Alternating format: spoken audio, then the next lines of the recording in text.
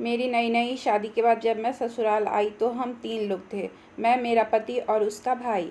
मेरे पति मार्केटिंग का जॉब करते थे और अपने काम के सिलसिले से वे हमेशा घर से बाहर रहते थे। मेरे पति के माँ-बाप बचपन में ही उन्हें अकेले छोड़कर दुनिया छोड़ चुके थे, इसलिए मैंने ससुराल की पूरी ज़िम्मेदारी सँभाल ली थी। मेरे देवर 16 बरस के थे, इसलिए मुझे लगता था मेरे देवर तो अभी बच्चा है। एक दिन सुबह मैं उसके लिए चाय लेकर गई तो वो सो रहा था।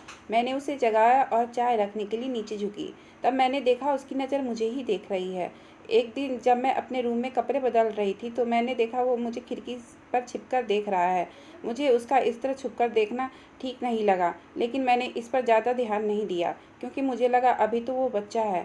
एक दिन मेरे पति ने कहा कि वह कुछ दिनों के लिए घर से बाहर जा रहे हैं और अगली सुबह वह घर से बाहर चले गए। अब मैं और छोटा देवर दोनों घर पर अकेले थे। उस दिन मैं वॉशरूम में नहाने गई तो मैंने देखा वॉशरूम का लॉक खराब हो गया है। तब मैं ऐसे ही दरवाज़ा खोलकर नहाने लगी।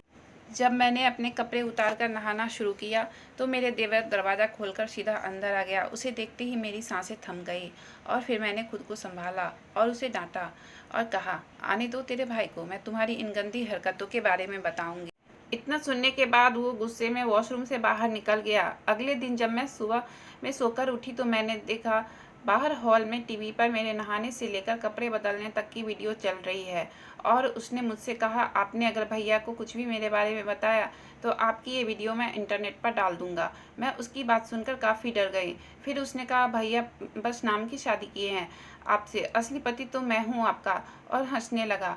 फिर उसने मुझे बोला, आपको लगता है भैया घर से बाहर काम के लिए जाते हैं? ऐसा नहीं है, वो अपनी पत्नी के पास जाते हैं। वो आपसे शादी किए थे मेरे लिए, मैं हूँ आपका असली पति। फिर मैंने अपने पति को कॉल किया और उसको ये सारी बातें बताई तो उसने हंसते हुए कहा, जब तुझे सारी सच्चाई पता चली गई है तो सुनो, हाँ मैंने तुमसे शादी मेरे भाई के लिए की है क्योंकि मैं अपनी पत्नी के साथ बाहर रहता हूँ और मेरा भाई घर पर अकेले रहता था तो उसको खाने पीने की दिक्कत होती थी, इसलिए मैंने और मेरे भाई ने मिलकर ये प्लान बनाया। ये कहकर उसने फ़ोन काट दिया। फिर उसका भाई मुझे कमरे में ले जाने लगा। न जाने मेरे में कहाँ से हिम्मत आ गई थी। मैंने उसके हाथ से फ़ोन छीना और गेट खोलकर सीधा पुलिस स्टेशन पहुंच गई और पुलिस को सारी बातें बताई। फिर पुलिस ने उन दोनों भाइयों को गिरफ्तार कर लिया। ये कहानी हमें सीख देती है कि हमें किसी भी तरह के शोषण के खिलाफ चुप नहीं रहना चाहिए।